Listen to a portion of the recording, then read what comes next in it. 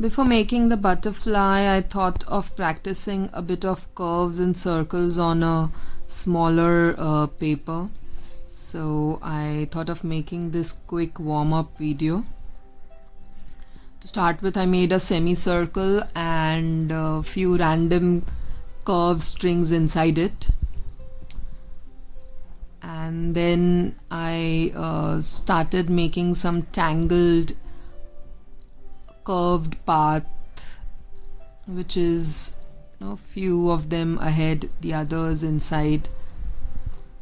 Simple double lined curved, showing the tangles coming out of the semicircle.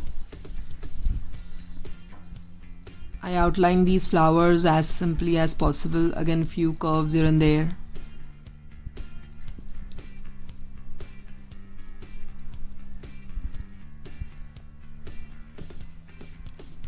And one single I just left it unattached to the base. To start filling with the Zentangle pattern, I use simply the parallel kind of curves to the outer shape. What I did was I chose 2 points and kept on filling the shape with the parallel almost to the border, keeping the starting and the ending point same. And you will gradually see that the paths start shading as I do this.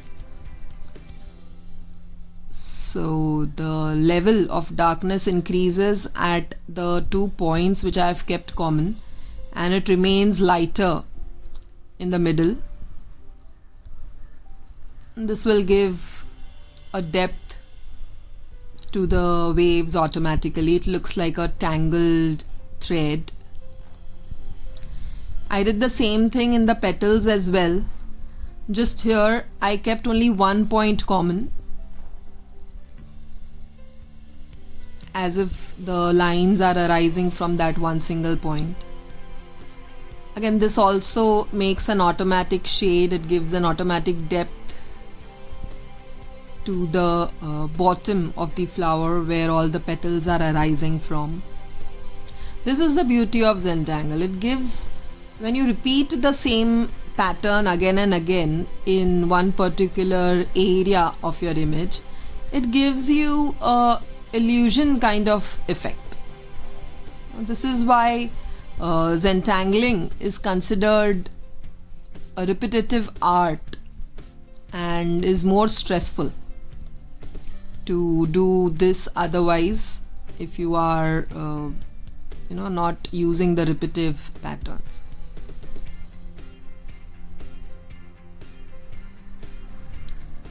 So with this done, I started drawing few circles, made few bigger size circle on the edge of the semicircle,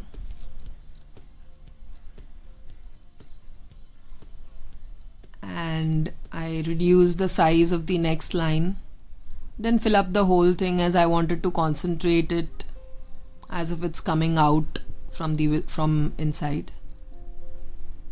Made few more circles but with smaller size as I went up, and finally I ended these smaller and smaller circles in nothing but few dots. This is giving an image like the flower is rising from it, from the tangled strings which were there below,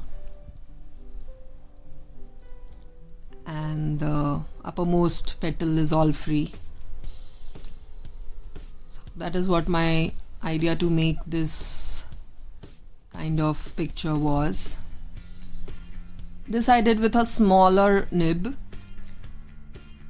I decided to give more highlights inside, giving more shading so as to give more depth to the corners. So I used an extra small nib and continued to draw a few smaller lines from the 2 dots that I had chosen to as my starting and ending point. I just made sure that I don't fill up the hole and I leave some space in between. So again, in this I started from the common point and I left it loose inside. If you notice, this is giving more and more depth, more and more shade, and making the borders heavier on its own.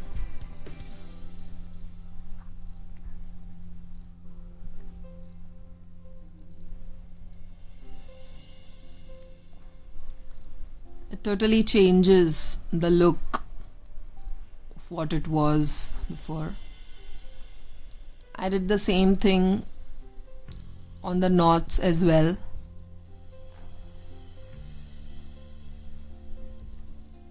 Even in the petals, I repeated the same kind of pattern. Wherever I wanted these heavy shading thing, I just added simple lines in the space which was provided by the smaller marker. So you can see how the 3D effect has already come with just highlighting the borders more and more.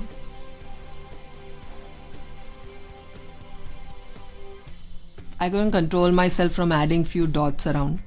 That's my favorite part.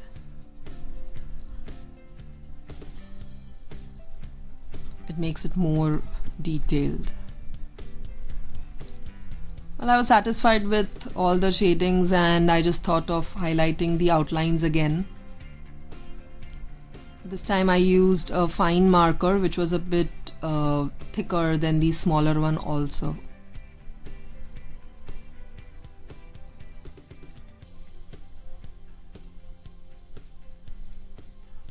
I filled in the spaces which the circles had made when they were joined along with each other. I'd highlighted the circles and made them pop up more.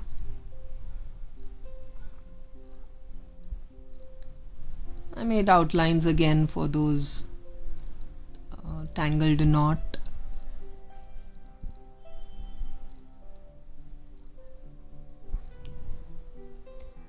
Extending the darker border to the flowers. I highlighted few petals here and there.